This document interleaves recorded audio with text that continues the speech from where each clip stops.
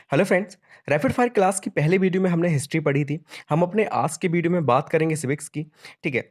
तो इसमें जो पहला टॉपिक है आपका वो है सरकार के अंग, जिसमें शक्तियों का पृथक्करण बताया गया कि किसके पास कौन कौन सी शक्तियां होती हैं।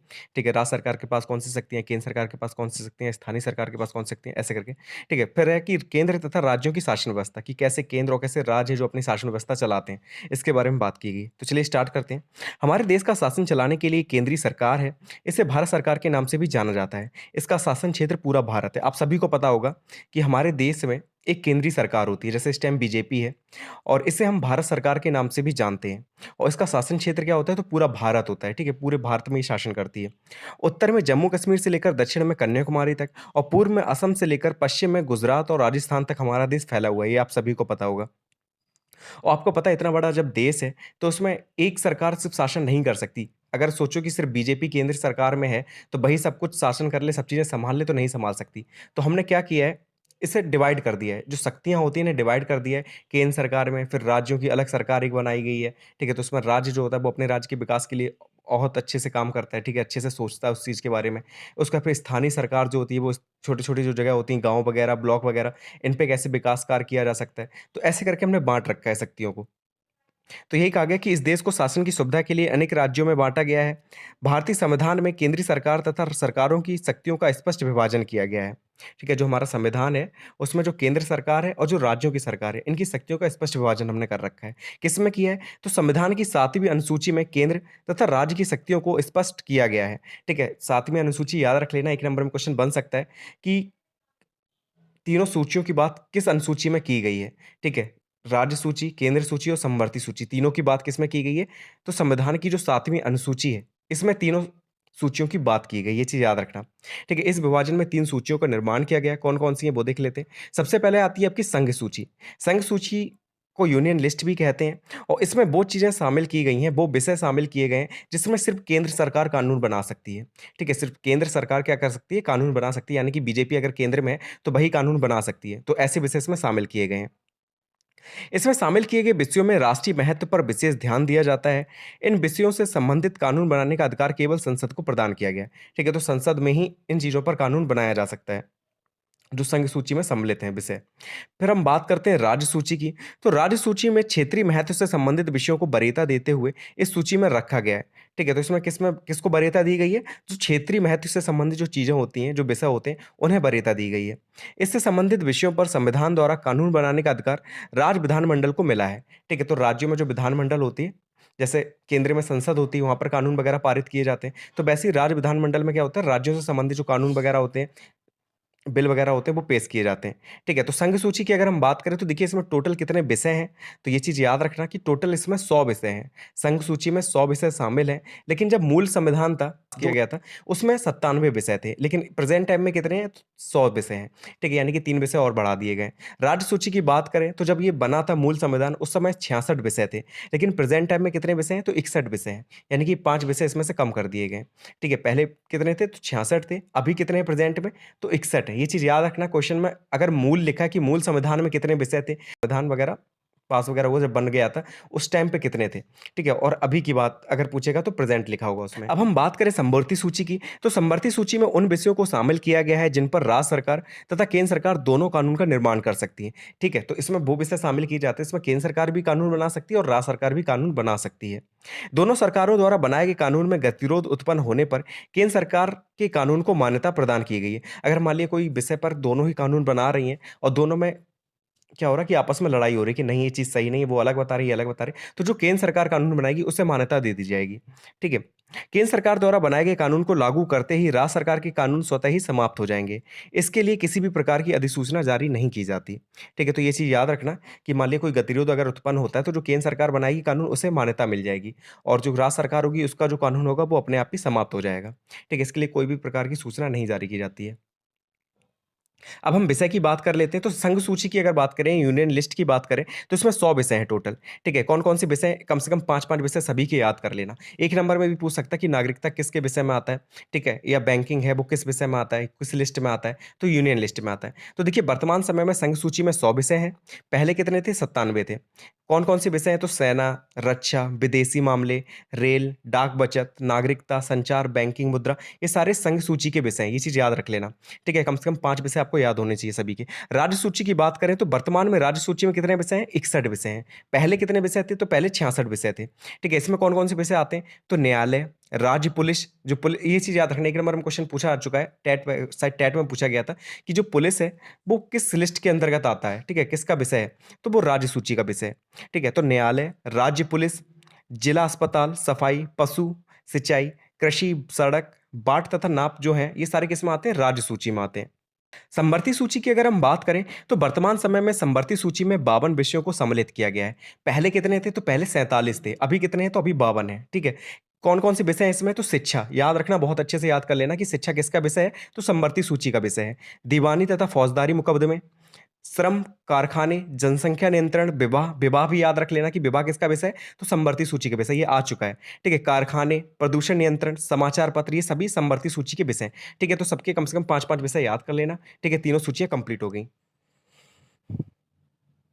अब हमारा नेक्स्ट टॉपिक है सरकार के अंग। देखिए सरकार के कितने अंग होते हैं, तो प्रत्येक सरकार के 3 अंग होते हैं, चाहे वो केंद्र की सरकार हो, चाहे वो राज्य की सरकार हो। ठीक है? ये 3 अंग ज़रूर होंगे क्योंकि इन्हीं की वजह से किसी भी देश के शासन चलता है। ठीक है? कौन-कौन से अंग होते हैं? तो पहला होता है आपका व्यवस्थापिका। ठीक है? केंद्र में जो संसद होती है, राज्य में जो विधानमंडल होती है, यही किसका कार्य करते हैं? तो व्यवस्थापिका का कार्य करते हैं। ठीक है? अब होता क्या है कि जो संसद जो होती है वहाँ पर कानून बनाए जाते हैं। ठीक है? तो जितनी भी व्यवस्था वगैरह देखने का कार्य होता है, किसका होता है? संसद का होता है। इसके 2 सदन हैं, आपको पता है कि राज्यसभा और लोकसभा। तो ये दोनों किसका रोल अदा करते हैं? तो व्यवस्थापिका का रोल अदा करते हैं। वैसे ही राज्य में जो विधानमंडल होती है, इसमें आपको पता है कि 2 चीज़ें आती हैं, एक विधानसभा आती है और एक विधान परिषद आती है। तो ये किसका कार्य करते हैं? तो व्यवस्थापिका का कार्य करते हैं। और इनके कार्य क्या होते हैं व्यवस्थापिका के? तो इनका कार्य होता है कानून बनाना। ठीक है? कोई भी हम बिल लेकर आते हैं, तो संसद में पेश किया जाता है, फिर वो पारित किया जाता है। तो कानून बनाने का कार्य होता है किसका? व्यवस्थापिका का। अब कार्यपालिका जो दूसरा अंग है, इसका कार्य क्या होता है? तो देखिए केंद्र में जो कार्यपालिका होती है, वो केंद्रीय मंत्रिपरिषद होती है। ठीक है? राज्य में कार्यपालिका का कार्य कौन करता है? तो राज्य की जो मंत्रिपरिषद होती है, वो कार्य करती है कार्यपालिका का। मतलब जो कार्य कराती है, जो आपने कानून बना तो दिया है, अब उसके ऊपर कार्य कौन करेगा? कौन लागू करेगा उसे? तो यही कार्यपालिका का कार्य होता है कि कानून आपसे लागू कराना किसका कार्य है? कार्यपालिका का है। ठीक है? तो इसका जो मुख्य कार्य क्या है? तो कानून लागू करना कार्यपालिका का मुख्य कार्य है। और जो तीसरा अंग होता है वो होता है न्यायपालिका। न्यायपालिका केंद्र में जो होती है न्यायपालिका वो होती है आपकी उच्चतम न्यायालय जिसे हम सुप्रीम कोर्ट कहते हैं। राज्यों में आपको पता है हाई कोर्ट होती है, ठीक है? जिसे हम उच्च न्यायालय कहते हैं और इसका कार्य क्या होता है तो कानून का पालन करना किसका कराना किसका कार्य होता है न्यायपालिका का। मान लिया कोई कानून का पालन नहीं कर रहा है तो उसे आप जेल में डाल देते हैं, फिर केस वेस वगैरह होता है, तो न्यायपालिका क्या करेगी? उसे सज़ा देगी कि आपने ये नहीं किया ऐसे करके। ठीक है, तो आपको पता चल गया कि 3 अंग होते हैं किसी भी सरकार के, चाहे वो राज्य की सरकार हो, चाहे वो केंद्र की सरकार हो। कौन-कौन से अंग हैं? तो व्यवस्थापिका, कार्यपालिका और न्यायपालिका। व्यवस्थापिका का अगर हम केंद्र में देखें तो संसद जो होती है वो व्यवस्थापिका का कार्य करती है, राज्य में विधानमंडल इसका कार्य करती है और इसका काम क्या होता है तो कानून बनाना इसका कार्य होता है। कार्यपालिका का अर्थ क्या होता है?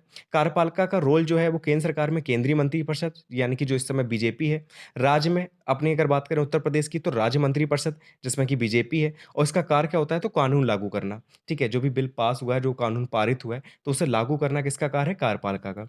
न्यायपालिका का कार्य क्या होता है? तो केंद्र में सुप्रीम कोर्ट, राज्य में हाई कोर्ट और इसका कार्य होता है कानून का पालन कराना। ठीक है? तो 3 अंग अच्छे से याद कर लेना ये। अब हम बात करेंगे संसद की। ठीक है? संसद क्या है? तो व्यवस्थापिका है, किसकी? केंद्र सरकार की। ठीक है? अब संसद के बारे में पढ़ लेते हैं, पार्लियामेंट के बारे में पढ़ लेते हैं। लोकसभा, राज्यसभा, राष्ट्रपति को मिलाकर संसद बनती है। देखिए संसद के भी 3 अंग होते हैं, ये चीज़ याद कर लेना। ठीक है? संसद के कितने अंग होते हैं? 3 अंग होते हैं, लोकसभा, राज्यसभा और राष्ट्रपति।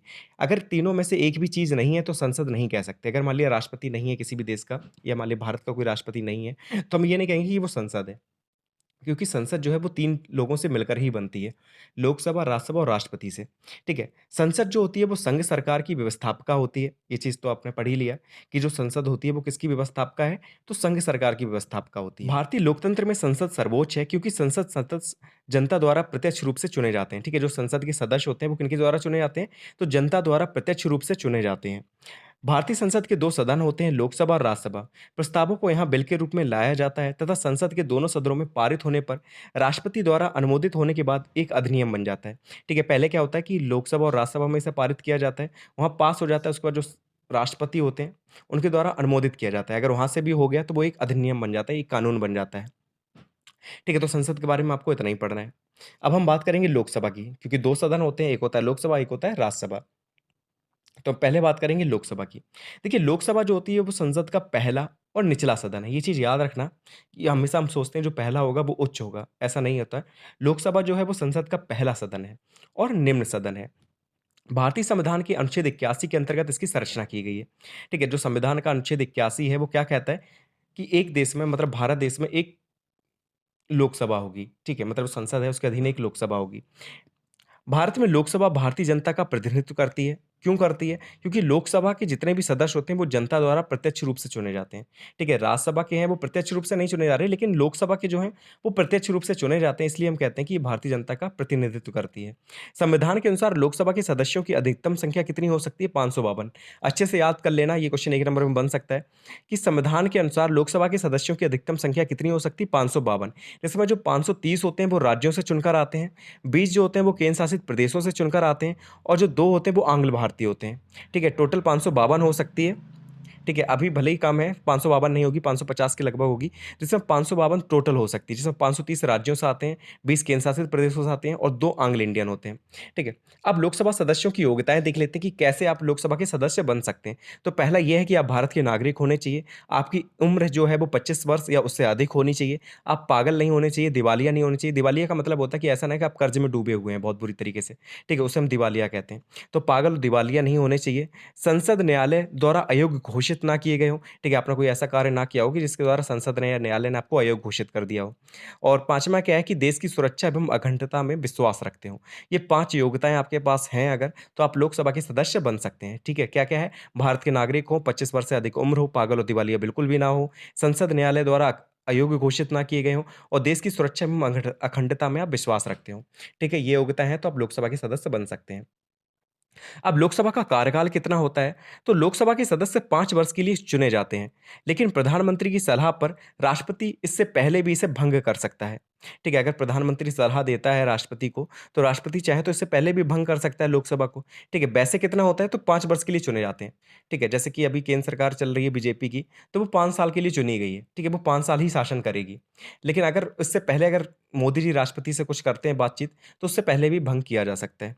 ठीक है, चुनाव के लिए पूरे भारत को जनसंख्या के आधार पर बहुत से निर्वाचन क्षेत्रों में बांट दिया जाता है। इस प्रकार जिस राज्य की जितनी बड़ी जनसंख्या होती है, लोकसभा में उसके प्रतिनिधि भी उतने अधिक होते हैं। ठीक है? तो क्या होता है कि जनसंख्या के आधार पर हम क्या करते हैं, पूरे देश को बहुत सारे निर्वाचन क्षेत्रों में बाँट देते हैं। और इसी प्रकार क्या होता है कि अगर किसी राज्य की बहुत ज़्यादा बड़ी जनसंख्या है, तो लोकसभा में उसके सदस्य भी सबसे ज़्यादा होंगे या प्रतिनिधि जो होंगे, वो सबसे ज़्यादा होंगे। जैसे क्या कि अभी उत्तर प्रदेश की जो जनसंख्या है, वो सबसे ज़्यादा है। लगभग 19 करोड़ थी जब काउंटिंग हुई थी, ठीक है? तो 19 करोड़ के लगभग थी और पूरे देश में इसका 16% का हिस्सा बनता था, 16.58% तक का हिस्सा बनता था इसका जनसंख्या में, ठीक है? तो सबसे ज़्यादा प्रतिनिधि भी किसके थे? उत्तर प्रदेश के थे। कितने हैं? तो 80 प्रतिनिधि जो हैं लोकसभा में, वो उत्तर प्रदेश के हैं, ये चीज़ याद रख लेना। अब लोकसभा के पदाधिकारी की बात कर लेते हैं कि कौन-कौन से पदाधिकारी होते हैं, क्या है? तो लोकसभा का एक अध्यक्ष तथा एक उपाध्यक्ष होता है, ठीक है? अध्यक्ष को स्पीकर कहते हैं, उपाध्यक्ष को डिप्टी स्पीकर कहते हैं। जैसे लोकसभा के सदस्य अपने में से ही चुन लेते हैं, ठीक है? तो जो लोकसभा के सदस्य चुने जाते हैं, ठीक है, जनता द्वारा, तो उन्हीं में से वो आपस में ही किसी को एक को अध्यक्ष बना देते हैं, एक को उपाध्यक्ष बना देते हैं। ये निष्पक्ष होकर अपना कार्य करते हैं, संसद में अनुशासन बनाना, कार्यों को संचालित करना, लोकसभा के निर्णयों की जानकारी देना इनके कार्य हैं। ठीक है, अब ये अध्यक्ष और डिप्टी अध्यक्ष जो होते हैं, डिप्टी स्पीकर जो होते हैं, इनका कार्य क्या होता है? आपने देखा होगा कभी-कभी टीवी पे आपने देखा होगा कि कुर्सी पे बैठे होते हैं बीच में, वो स्पीकर होते हैं, वो सभी की बात सुन रहे होते हैं, लोग चिल्ला रहे हैं, इधर चिल्ला रहे हैं, उधर चिल्ला रहे हैं, कोई कागज़ फेंक रहा है, यही होता है संसद में। ठीक है, तो ये किसका कार्य करते हैं ये? तो इनका कार्य क्या है? तो पहला तो संसद में अनुशासन बनाना इनका कार्य है, कार्यों को संचालित करना, लोकसभा के जो निर्णय लिए जाते हैं, जो डिसीजन लिए जाते हैं, उनकी जानकारी देना। ठीक है, तो ये सारे इनके कार्य हैं। अध्यक्ष की अनुपस्थिति में ये सब कार्य कौन करेगा? उपाध्यक्ष करेगा। ये चीज़ याद रख लेना कि अगर अध्यक्ष नहीं है, तो उपाध्यक्ष जो होगा वो इन सभी को कार्यों को करेगा। लोकसभा के अगर कार्यों की बात करें तो पहला कार्य होता है कानून बनाना, दूसरा है कि मंत्रिपरिषद के कार्यों पर अपना नियंत्रण रखना। ठीक है, जो मंत्रिपरिषद है, ठीक है, तो वो क्या-क्या कार्य कर रही है उसे कंट्रोल करना भी किसका कार्य है? लोकसभा का कार्य है। कानूनों में संशोधन करने का कार्य भी होता है लोकसभा का कि अगर कोई कानून है जो पहले सही था लेकिन आज के समय में वो ठीक नहीं है, तो उसमें संशोधन करने का कार्य भी लोकसभा का है। जनता पर कर लगाना और खर्च का निर्णय करना भी किसका कार्य है? लोकसभा का। ठीक है, तो इन कार्यों को अच्छे से याद कर लेना, 1 नंबर में पूछा जा सकता है कि लोकसभा के कार्य बताइए। तो पहला होता है कानून बनाना, दूसरा है मंत्रिपरिषद के कार्यों पर नियंत्रण रखना, कानूनों में संशोधन करना और जनता पर कर लगाना और खर्च का निर्णय करना। तो ये सभी लोकसभा के कार्य हैं। हमने लोकसभा और संसद के बारे में पढ़ लिया, अब हम जान लेते हैं राज्यसभा के बारे में। राज्यसभा का जो गठन है वो अनुच्छेद 80 के तहत हुआ है, ये चीज़ याद रख लेना। राज्यसभा भारतीय संसद की ऊपरी प्रतिनिधि सभा है। संसद का दूसरा सदन राज्यसभा है। इसके सदस्यों की संख्या अधिक से अधिक 250 हो सकती है। इसमें से 12 सदस्यों के नाम राष्ट्रपति अपनी ओर से निश्चित करता है। देखिए, आपको पता है कि जो लोकसभा थी, वो पहला सदन था, लेकिन राज्यसभा कौन-सा सदन है? तो दूसरा सदन है संसद का, ठीक है? लेकिन क्या है? उच्च सदन है, ये चीज़ याद रखना। जैसे लोकसभा निचला सदन था, राज्यसभा क्या है? उच्च सदन है। इसमें जो सदस्यों की संख्या होती है वो अधिक से अधिक 250 हो सकती है। जैसे लोकसभा में 552 हो सकती थी, इसमें 250 हो सकती है। जिसमें से जो 238 सदस्य होते हैं, वो राज्यसभा की जो विधानसभा होती है, जो राज्यों की विधानसभाएँ हैं या केंद्र शासित प्रदेशों की हैं, तो उनसे चुनकर आते हैं। लेकिन जो 12 सदस्य होते हैं, उन्हें राष्ट्रपति अपनी ओर से मनोनीत करता है। ठीक है? किसी को भी सदस्यता दे सकता है, राष्ट्रपति जिसे चुनना चाहे। लेकिन वो 12 सदस्य कौन होंगे? जो विख्यात होंगे, किसी न किसी चीज़ में बहुत अच्छा कर रहे होंगे, तो उन्हें राष्ट्रपति अपनी तरफ से निश्चित करता है। ठीक है? ये चीज़ याद रखना। 238 सदस्य राज्यों के और केंद्र और संघ राज्यों के क्षेत्रों के प्रतिनिधि होते हैं। सदस्यों का चुनाव राज्यों की विधानसभाओं के निर्वाचित सदस्य करते हैं। चूंकि इनका चुनाव सीधे जनता द्वारा नहीं होता, इसलिए इस प्रकार के चुनाव को अप्रत्यक्ष चुनाव कहते हैं। जैसे कि क्या था कि लोकसभा के जो सदस्य थे, उन्हें जनता प्रत्यक्ष रूप से चुनती थी, ठीक है? तो वो तो प्रत्यक्ष चुनाव हो गया। लेकिन जो राज्यसभा के सदस्य होते हैं, उन्हें कौन चुनता है? तो राज्यसभा के जो सदस्य होते हैं, उन्हें विधानसभाओं की जो निर्वाचित सदस्य होते हैं, जो विधानसभा में बैठे हुए हैं, हमारे द्वारा चुने हुए जो लोग, तो वो इनका चुनाव करते हैं। वो लोग वहाँ पर वोटिंग-वोटिंग करते हैं, तो फिर ये लोग वहाँ से चुनकर जाते हैं कहाँ पर? राज्यसभा में, ठीक है? तो हम लोग डायरेक्टली तो नहीं कर रहे हैं इन्वॉल्व, हम लोग डायरेक्टली नहीं है, इसलिए इसे हम अप्रत्यक्ष चुनाव कहते हैं, ये चीज़ याद रखना। अब इनकी योग्यताएँ क्या हैं कि कैसे आप राज्यसभा का सदस्य बन सकते हैं? अगर आपको बनना है राज्यसभा का सदस्य, तो क्या-क्या योग्यता आप में होनी चाहिए? पहला तो यही है कि आप भारत के नागरिक होने चाहिए, ठीक है? तो वही है, पागल और दिवालिया नहीं होनी चाहिए। मतलब लोकसभा के सदस्य की जितनी योग्यताएँ हैं, वो तो सारी होनी चाहिए। बस ऐज जो होती है, वो 30 वर्ष होनी चाहिए। 30 वर्ष या उससे अधिक हो अगर है आपकी, तो आप राज्यसभा के सदस्य बन सकते हैं। साथ ही साथ भारत के नागरिक हों और शेष योग्यताएँ वही हैं, जो लोकसभा के सदस्य बनने के लिए होती हैं। ठीक है? कोई व्यक्ति एक ही समय में संसद के दोनों सदनों का सदस्य नहीं हो सकता। ठीक है? अगर आप चाहें कि लोकसभा, राज्यसभा दोनों के सदस्य हो जाएँ तो नहीं हो सकते। किसी एक ही सदन के सदस्य आप एक समय में हो सकते हैं। अब सदस्यों के कार्यकाल की बात कर लेते हैं हम। राज्यसभा के सदस्यों का कार्यकाल 6 वर्ष होता है। ये चीज़ याद रखना कि लोकसभा के जो सदस्य होते हैं उनका कार्यकाल कितना था? तो 5 वर्ष था। लेकिन राज्यसभा के सदस्यों का कार्यकाल 6 वर्ष होता है। इनके 1/3 सदस्य हर 2 वर्ष बाद अवकाश ग्रहण करते हैं। ठीक है? तो 1/3 जो सदस्य होते हैं हर 2 साल बाद क्या होते हैं? रिटायर हो जाते हैं। ठीक है? पद से निवृत्त हो जाते हैं। तथा उनके स्थान पर नए सदस्य आ जाते हैं। इस प्रकार जो राज्यसभा होती है वो कभी भंग नहीं होती, इसलिए राज्यसभा को स्थायी सदन कहा जाता है। ये चीज़ याद रखना कि अस्थायी सदन अगर पूछा जाए तो लोकसभा होता है, स्थायी सदन पूछा जाए तो राज्यसभा होता है। अब स्थायी क्यों कहते हैं इसे? क्योंकि ये कभी भंग नहीं हो सकती। अब होता क्या है कि जो लोकसभा होती है, लोकसभा का टाइम कितना होता है? 5 साल होता है, तो 5 साल बाद वो हट जाएगी। लेकिन जो राज्यसभा के सदस्य होते हैं, इनका कार्यकाल कितना है? 6 वर्ष है और इसमें हर 2 साल बाद क्या होता है कि 1/3 जो सदस्य होते हैं वो सेवानिवृत्त हो जाते हैं, ठीक है? रिटायर हो जाते हैं, तो उनकी जगह फिर 1/3 आ जाते हैं। फिर 1/3 जाते हैं 2 साल बाद, फिर 1/3 आ जाते हैं। तो ये हमेशा क्रम चलता रहता है, कभी भी ऐसा नहीं होता कि सारे सदस्य एक साथ रिटायर हो जाएँ, ठीक है? तो इसलिए जो होती है राज्यसभा वो कभी भी भंग नहीं होती, इसलिए इसे स्थायी सदन कहते हैं, ठीक है? तो क्लियर हो गया होगा आपको। अब हम बात करेंगे राज्यसभा के पदाधिकारियों की। भारत का उपराष्ट्रपति राज्यसभा का पदेन सभापति होता है, यह राज्यसभा की कार्रवाई का संचालन करता है। जबकि सभापति उपस्थित नहीं रहता, तो उसके स्थान पर उपसभापति कार्य करता है। जैसे आपको पता कि लोकसभा के जो अध्यक्ष थे, ठीक है? उन्हें कौन चुनता था? तो लोकसभा के सदस्य आपस में ही चुनाव-वुनाव कर लेते हैं, किसी को अध्यक्ष बना देते हैं या उपाध्यक्ष बना देते हैं। लेकिन राज्यसभा में जो अध्यक्ष का पद होता है, वो निश्चित होता है। जो भारत का राष्ट्रपति होगा, वही उस पद पर बैठेगा। ठीक है? तो भारत का, सॉरी, राष्ट्रपति कह रहा हूँ, भारत का जो उपराष्ट्रपति होगा, वही उस पद पर बैठेगा। ठीक है? तो भारत का जो उपराष्ट्रपति होता है, वो राज्यसभा का पदेन सभापति होता है। ठीक है? तो राज्यसभा का सभापति कौन होगा? हमेशा और हमेशा भारत का उपराष्ट्रपति होगा। ठीक है? और उपसभापति कोई भी हो सकता है। ठीक है? लेकिन अगर सभापति नहीं है, यानी कि उपराष्ट्रपति मौजूद नहीं है सभा में, तो उस समय संचालन कौन करेगा? तो उपसभापति करेगा। ठीक है? कार्य वही होता है जो लोकसभा अध्यक्ष का होता है। ठीक है? तो कार्रवाई करना, अनुशासन बनाना, ठीक है? जो डिसीजन लिए गए हैं उनकी जानकारी देना, यही सारे कार्य होते हैं। अगर हम अधिवेशन या बैठक की बात करें कि कैसे बैठकें होती हैं राज्यसभा की, तो राज्यसभा का वर्ष में 2 बार अधिवेशन होना आवश्यक है। ठीक है? 1 साल में कम से कम 2 बार बैठक होना इसका ज़रूरी है। एक बैठक से दूसरी बैठक के बीच 6 माह से अधिक का अंतर नहीं होना चाहिए। मान लीजिए एक बैठक अगर आज हुई है, तो 6 महीने के अंदर ही दूसरी बैठक भी हो जानी चाहिए। ऐसा ना हो कि 6 महीने से बहुत ज़्यादा टाइम हो जाए, ठीक है? तो क्या होता है कि एक बैठक से दूसरी बैठक के बीच का जो समय है, वो 6 माह से अधिक का अंतर नहीं होना चाहिए उसमें। राज्यसभा के कार्य क्या होते हैं? तो लोकसभा की तरह राज्यसभा भी कानून बनाने का कार्य करती है। जैसे लोकसभा में बिल पारित होते हैं, बिल पेश होते हैं, तो वैसे ही इसमें भी होता है, ठीक है? तो लोकसभा की तरह राज्यसभा भी कानून बनाने का कार्य करती है।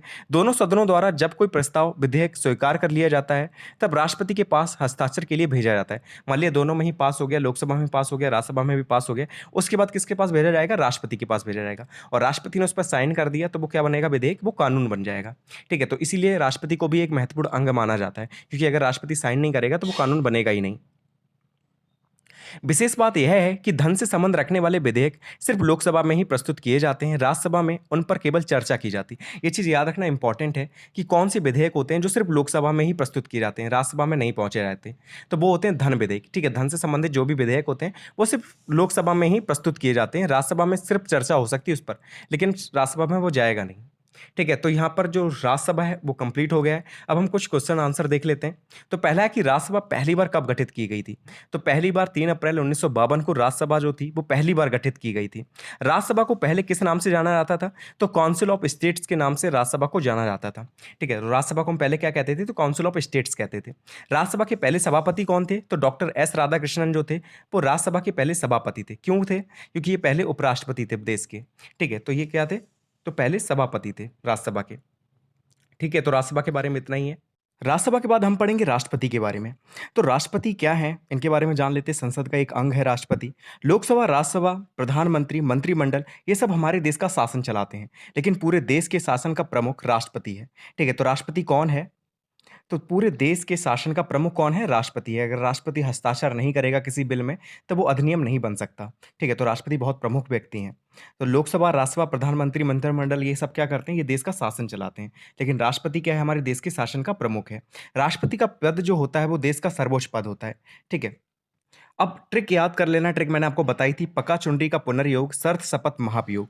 ये ट्रिक कैसे? इससे अनुच्छेद आपको याद हो जाएंगे। पास से था पद, जो कि आर्टिकल 52 में आता है। फिर का से आता है कार्यपाल का शक्तियां, ठीक है? राष्ट्रपति की जो कार्यपाल का शक्तियां हैं वो 53 में उसकी बात की गई है। फिर है आर्टिकल 54 में, जिसमें चुनाव मंडल की बात की गई है, ठीक है? चुनरी में। और फिर नरी से है निर्वाचन पद्धति, जिसकी बात की गई है आर्टिकल 55 में।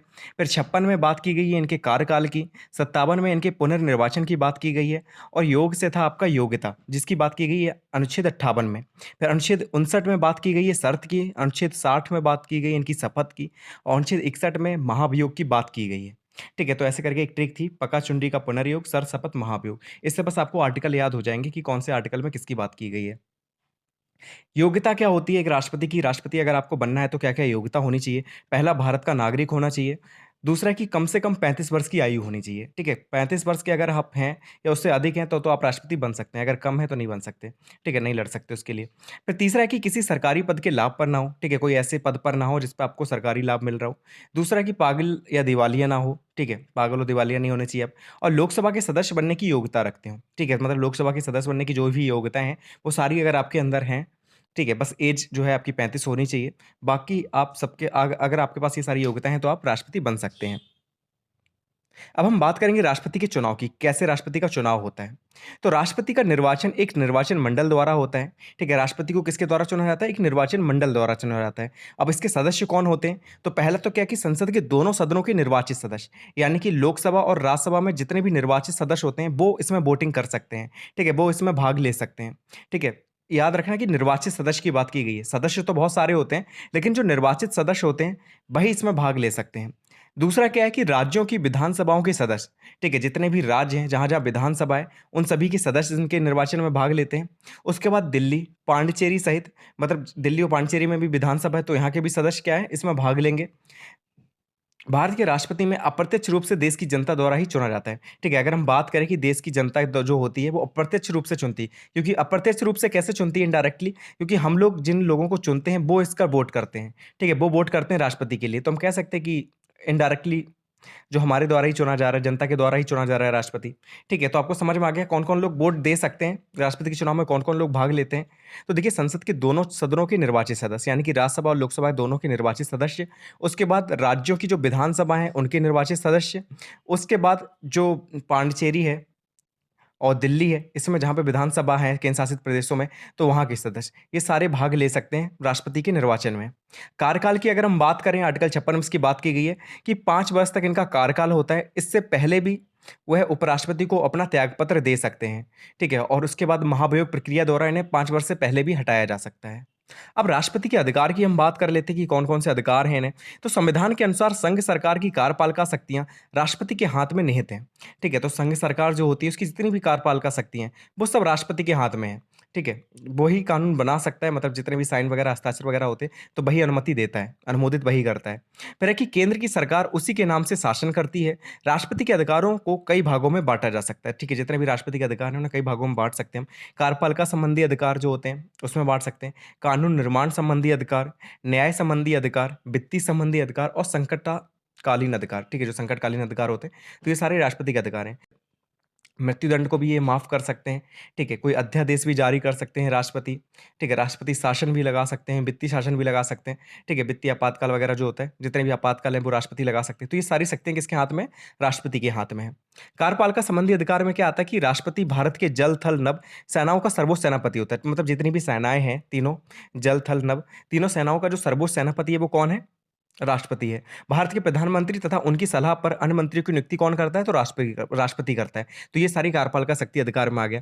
कानून संबंधी अधिकार में क्या है कि यद्यपि कानून बनाना संसद का कार्य है, लेकिन भारत का राष्ट्रपति संसद का एक अंग है। अतः इस क्षेत्र में भी इसके अनेक अधिकार हैं, ठीक है? क्योंकि आप कानून, संसद तो बना सकती है, लेकिन हस्ताक्षर और अनुमोदित कौन करेगा? तो राष्ट्रपति करेगा। तो इसमें भी इनका एक अधिकार है। न्याय संबंधी अधिकार में क्या आएगा?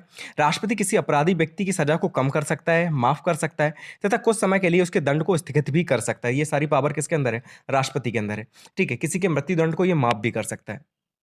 तो ये राष्ट्रपति के पास अधिकार है। धन संबंधी अधिकार की अगर हम बात करें तो राष्ट्रपति प्रतिवर्ष संसद के बजट अधिवेशन का उद्घाटन करता है, ठीक है? जब भी बजट अधिवेशन होता है तो उसको उद्घाटन कौन करता है? तो राष्ट्रपति करता है। राष्ट्रपति को पूर्व अनुमति के बिना लोकसभा में कोई भी धन विधेयक प्रस्तावित नहीं किया जा सकता।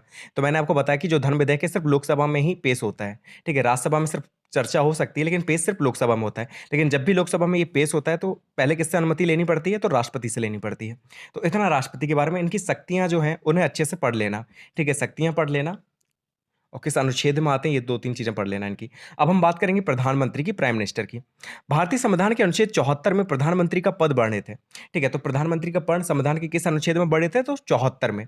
यह मंत्रिपरिषद का प्रधान होता है। मंत्रियों में विभागों का विभाजन भी यही करता है। मतलब जितने भी मंत्री होते हैं उन्हें कौन सा विभाग मिलेगा, तो इसका विभाजन कौन करेगा? प्रधानमंत्री करेगा।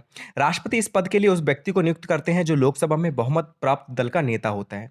जैसे कि अभी कौन है? बीजेपी जो है आपकी, ठीक है? तो इसे लोकसभा में बहुमत प्राप्त है, तो इसका नेता अभी कौन है? तो नरेंद्र मोदी हैं। तो इन्हें कैसे, क्या बनाया गया? प्रधानमंत्री बनाया गया राष्ट्रपति द्वारा, ठीक है? तो ये चीज़ होती है, राष्ट्रपति किस व्यक्ति को नियुक्त करते हैं प्रधानमंत्री के लिए?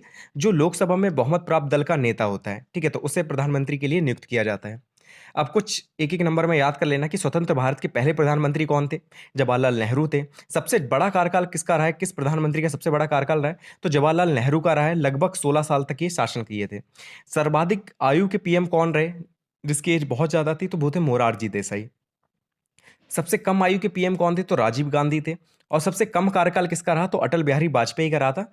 मात्र 13 दिन तक इन्होंने ये प्रधानमंत्री रहे थे, ठीक है? उसके बाद फिर ये जो नए भी गए 4-5 साल के लिए, लेकिन इससे पहले जो था वो सबसे कम, अगर कार्यकाल देखें, सबसे कम कार्यकाल किसका रहा है? तो अटल बिहारी वाजपेयी का रहा था। मात्र 13 दिन के लिए ये प्रधानमंत्री रहे थे। तो प्रधानमंत्री के बारे में इतना ही अच्छे से पढ़ लेना। राष्ट्रपति इंपॉर्टेंट है, तो राष्ट्रपति के बारे में थोड़ा अच्छे से पढ़ना, ठीक है? आगे देख लेते हैं। नेक्स्ट है न्यायपालिका। न्यायपालिका सरकार का एक महत्वपूर्ण अंग है। इसका मुख्य कार्य अपराधियों को दंड देना है। तो अब न्यायपालिका के बारे में आप सभी जानते होंगे। तो ये गवर्नमेंट का ही एक अंग है, ठीक है? जो हमने अंग पढ़े थे 3, व्यवस्थापिका, कार्यपालिका और न्यायपालिका। तो ये क्या है? सरकार का एक महत्वपूर्ण अंग है। इसका मुख्य कार्य क्या होता है? तो अपराधियों को दंड देना होता है।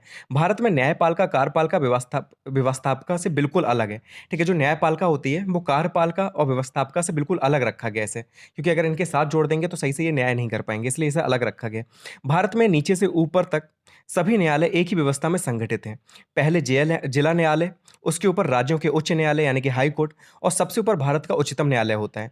यह भारत में न्याय का अंतिम न्यायालय है, ठीक है? अगर आप सबसे पहले केस लड़ेंगे जिला न्यायालय में, अगर आप खुश नहीं हैं तो आप हाई कोर्ट जा सकते हैं। अगर वहाँ के जो डिसीजन आता है उससे भी आप खुश नहीं हैं तो आप लास्ट में सुप्रीम कोर्ट में अपील कर सकते हैं। तो ये रहता है। सबसे पहले हम बात करेंगे सर्वोच्च न्यायालय की। आर्टिकल 124 में सर्वोच्च न्यायालय की बात की गई है। अनुच्छेद 124 के अनुसार भारत का सर्वोच्च न्यायालय होगा। ठीक है, तो अनुच्छेद 24 के तहत क्या है कि भारत में एक सर्वोच्च न्यायालय होगा जिसमें 34 न्यायाधीश होंगे, जिसमें एक मुख्य न्यायाधीश होगा और 33 अन्य न्यायाधीश होंगे। ठीक है, तो जो एक होता है वो मुख्य न्यायाधीश कहलाता है, बाकी 33 अन्य न्यायाधीश होते हैं। ठीक है, तो टोटल कितने हो गए? 34 हो गए, जिसकी नियुक्ति भारत के राष्ट्रपति करते हैं। तो राष्ट्रपति जो होते हैं वही नियुक्ति करते हैं जो मुख्य न्यायाधीश होता है, तथा अन्य की नियुक्ति जो होती है वो मुख्य न्यायाधीश की सलाह पर करते हैं। ठीक है, जो मुख्य न्यायाधीश को कौन चुनेगा, उनकी नियुक्ति कौन करेगा? राष्ट्रपति करेगा। लेकिन जो बाकी और न्यायाधीश होते हैं उनकी नियुक्ति कौन करता है? तो राष्ट्रपति ही करते हैं, लेकिन किसकी सलाह पर? जो मुख्य न्यायाधीश होता है उसकी सलाह पर। ठीक है, इतना याद कर लेना। सुप्रीम कोर्ट के अधिकार देख लेते हैं, क्या क्या अधिकार हैं सुप्रीम कोर्ट के। तो सुप्रीम कोर्ट के व्यापक अधिकारों को निम्न श्रेणियों में बांटा जा सकता है। सबसे पहले प्रारंभिक क्षेत्राधिकार। ठीक है, प्रारंभिक क्षेत्राधिकार में क्या है कि इससे तात्पर्य है कि किसी मुकदमे की सुनवाई उच्चतम न्यायालय में हो। केवल वैधानिक मुकदमे सीधे उच्चतम न्यायालय में दायर किए जा सकते हैं। ये वे मुकदमे हैं जो संघीय सरकार तथा राज्यों तथा केवल राज्यों के परस्पर विवादों के कारण उत्पन्न होते हैं, यहाँ प्रारंभ हो सकते हैं। मतलब इन्होंने कहा प्रारंभिक क्षेत्राधिकार में कि कुछ केस ऐसे होते हैं जो सिर्फ और सिर्फ किस में लड़े जा सकते हैं? सुप्रीम कोर्ट में ही लड़े जा सकते हैं। ठीक है, इनमें कौन कौन से आ जाते हैं कि मान लिया किसी दो राज्यों की सरकार है, उनके बीच में कुछ लड़ाई बड़ाई चल रही है, किसी चीज़ को लेकर विवाद चल रहा है, या जो संघ सरकार है और राज्य सरकार है उसके बीच में किसी चीज़ को लेकर विवाद हो रहा है। ठीक है, तो ऐसे जो केस होते हैं वो सीधे सीधे सुप्रीम कोर्ट में लड़े जा सकते हैं। ये प्रारंभिक क्षेत्राधिकार में आता है। दूसरा है अपीली क्षेत्राधिकार। भारत में सुप्रीम कोर्ट अपील का अंतिम न्यायालय है। इससे तात्पर्य है कि राज्यों के उच्च न्यायालयों के निर्णय के विरुद्ध सुप्रीम कोर्ट में अपील की जा सकती है। ठीक है, तो अपीली क्षेत्राधिकार में यह है कि अगर मान लिया कि आप हाई कोर्ट के डिसीजन से खुश नहीं हैं, तो आप किस में अपील कर सकते हैं? सुप्रीम कोर्ट में कर सकते हैं। ठीक है, उनके डिसीजन के विरुद्ध। तो ये होता है अपीली क्षेत्राधिकार।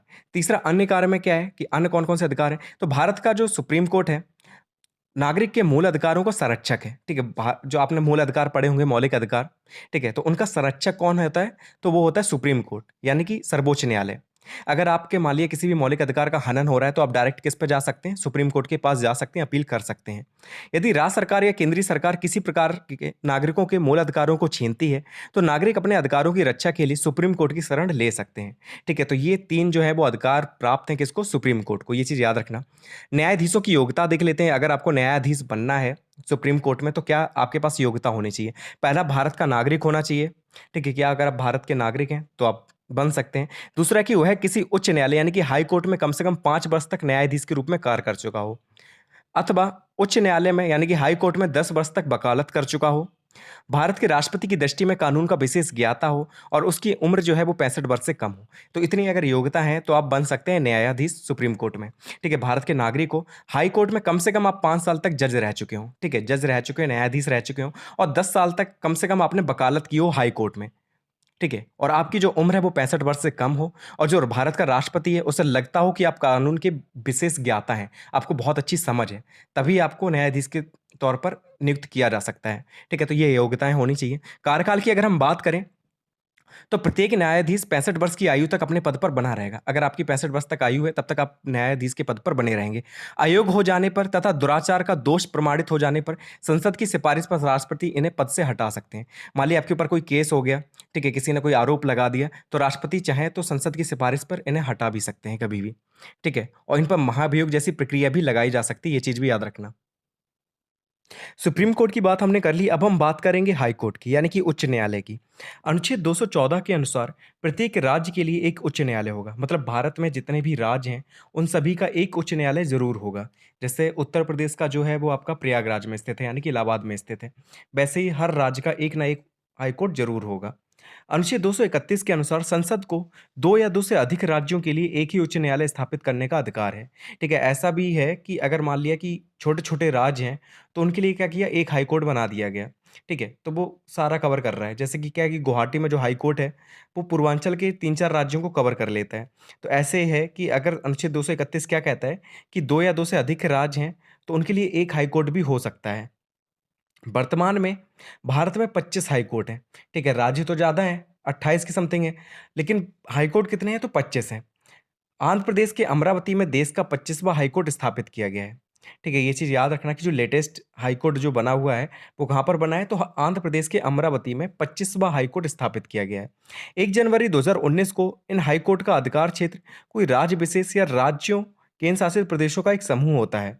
उदाहरण के लिए पंजाब तथा हरियाणा हाई कोर्ट पंजाब तथा हरियाणा राज्यों के साथ-साथ केंद्र शासित प्रदेश चंडीगढ़ को भी अपने अधिकार क्षेत्र में रखता है।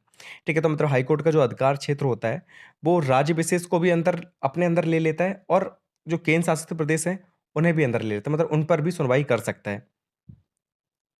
हाई कोर्ट में न्यायाधीशों की संख्या उस राज्य की जनसंख्या तथा कार्य पर निर्भर करती है। अगर मान लिया किसी राज्य में बहुत ज़्यादा बड़ी जनसंख्या रहती है, तो उसमें हाई कोर्ट जो होता है वो उसमें जो न्यायाधीश होंगे वो ज़्यादा होंगे। जैसे उत्तर प्रदेश की जनसंख्या सबसे ज़्यादा है, तो यहाँ के हाई कोर्ट में सबसे ज़्यादा न्यायाधीश देखने को मिलेंगे आपको। ठीक है? ये कार्य पे डिपेंड करता है कि मान लिया उत्तर प्रदेश में जनसंख्या तो बहुत है, लेकिन कार्य उतना नहीं है क्योंकि लोग बहुत साफ हैं, बहुत सही रहते हैं। ठीक है? लड़ाई-वड़ाई नहीं करते, तो यहाँ पे न्यायाधीशों की संख्या कम हो जाएगी, लेकिन ऐसा नहीं है। तो हाई कोर्ट के मुख्य न्यायाधीश की नियुक्ति जो होती है वो सुप्रीम कोर्ट के मुख्य न्यायाधीश तथा संबंधित राज्य के राज्यपाल के परामर्श पर राष्ट्रपति करते हैं। मतलब करेगा राष्ट्रपति ही, ऐसा नहीं कि राज्यपाल करेगा नियुक्ति। राष्ट्रपति ही नियुक्ति करता है, लेकिन यहाँ पर परामर्श दो लोग देते हैं। एक उस संबंधित राज्य का राज्यपाल देगा, जैसे उत्तर प्रदेश में होनी है तो उत्तर प्रदेश के जो राज्यपाल हैं वो परामर्श देंगे, और दूसरा जो मुख्य न्यायाधीश होते हैं सुप्रीम कोर्ट के वो सलाह देंगे। ठीक है, वो परामर्श देंगे राष्ट्रपति को, तब राष्ट्रपति करता है इनकी नियुक्ति। हाई कोर्ट के मुख्य न्यायाधीश को शपथ जो है वो राष्ट्रपाल दिलाते हैं। ठीक है, लेकिन शपथ कौन दिलाएगा? तो राज्यपाल दिलाएंगे। जैसे उत्तर प्रदेश में किसी न्यायाधीश की नियुक्ति की जा रही है हाई कोर्ट में, तो उसे कौन दिलाएगा शपथ? तो वो राज्यपाल दिलाएंगे। ये चीज़ याद रखना, नियुक्ति करते हैं राष्ट्रपति, शपथ दिलाते हैं राज्यपाल। योग्यता क्या होनी चाहिए अगर आपको हाई कोर्ट का जज बनना है? पहला तो यही है कि भारत का नागरिक होना चाहिए। आपकी जो एज है वो 62 वर्ष से अधिक नहीं होनी चाहिए, ठीक है? 62 वर्ष तक हो सकते हैं, उससे ज़्यादा की नहीं होना चाहिए।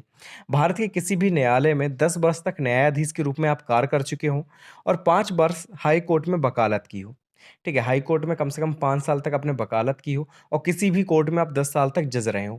किसी भी कोर्ट से मतलब है कि जिला न्यायालय भी इसमें आ जाता है कि जिला न्यायालय में अगर आप 10 साल तक जज के रूप में रह चुके हैं, तो आप उसके लिए उपयुक्त हैं, ठीक है? आपकी योग्यता पूरी होती है। तो ये योग्यता है, ये याद कर लेना अच्छे से इन्हें, ठीक है? तो ये है हाई कोर्ट के बारे में।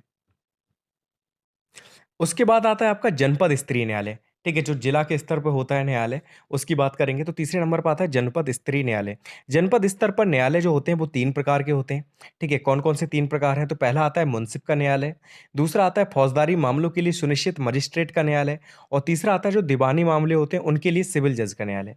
ठीक है? तो 3 तरीके के जिला स्तर पर न्यायालय होते हैं, एक होता है मुंसिफ का न्यायालय, दूसरा होता है जो फौजदारी मामले होते हैं उनके लिए एक सुनिश्चित मजिस्ट्रेट का न्यायालय होता है और तीसरा होता है जो दीवानी मामले होते हैं उनके लिए एक सिविल जज का न्यायालय। ठीक है? तो 3 स्तर होते हैं इसमें। अब हम बात कर लेते हैं लोक अदालत की। हमारे देश में मुकदमों की संख्या बढ़ती जा रही है। इस कारण नियमित न्यायालयों का कार्यभार बहुत ज़्यादा बढ़ गया है, जिससे मुकदमों के निपटारे में देर होती है तथा पैरवी में भी धन खर्च होता है। इन्हीं बातों को ध्यान में रखकर लोक अदालतों की स्थापना की गई। समय-समय पर हर क्षेत्र, जिले स्तर पर लोक अदालतें लगाई जाती हैं। ठीक है? लोक अदालत क्यों बनाएगी, क्यों लगाई जाती है? तो आपको पता है कि देश में जनसंख्या बढ़ रही है, तो जनसंख्या बढ़ेगी तो मुकदमे बढ़ेंगे। मुकदमों की संख्या बढ़ेगी तो बहुत ज़्यादा टाइम लगेगा। ठीक है? उसे सॉल्व होने में केस को बंद होने में बहुत ज़्यादा टाइम लगेगा और धन भी बहुत ज़्यादा खर्च होता है। तो इन्हीं चीज़ों को ध्यान में रखकर क्या होता है कि जगह-जगह पर हर क्षेत्र में, ठीक है, जिले स्तर पर लोक अदालतें लगाई जाती हैं ताकि इन केसों का निपटारा हो सके। लोक अदालतों ने शांतिपूर्ण ढंग से 2 पक्षों के मध्य समझौता कराकर विवादों को सुलझाने में सफलता पाई है। ठीक है? जो लोक अदालतें होती हैं, जो छोटे-मोटे केस होते हैं, उन्हें सॉल्व करा देती हैं और बहुत ज़्यादा इन्हें सफलता मिली है। अब ये कौन-कौन से केस सॉल्व करा सकती है? जैसे विवाह से संबंधित जो केस होता है, बिजली से संबंधित जो केस होता है, पारिवारिक जो मुकदमे होते हैं, गृह ऋण वगैरह जो होता है उससे, वाहन दुर्घटना आदि। तो ऐसे जो केस होते हैं, वो लोक अदालतें सुलझा देती हैं। ठीक है? और यही केस देखती है, तो इन्हें याद कर लेना एग्ज़ाम्पल को। जनहित याचिका क्या होती है? 1 नंबर में पूछा जा सकता है आपकी जनहित याचिका से आप क्या समझते हैं? तो जनहित याचिका भारतीय कानून में सार्वजनिक हित की रक्षा के लिए मुकदमे का प्रावधान है। तो इसमें क्या होता है जनहित याचिका में कि आप इसमें मुकदमे का प्रावधान होता है सार्वजनिक हित के लिए, सभी के हित के लिए क्या है, इसमें मुकदमे का प्रावधान है कि आप किसी पे मुकदमा कर सकते हैं। यह अन्य सामान्य याचिकाओं से अलग है।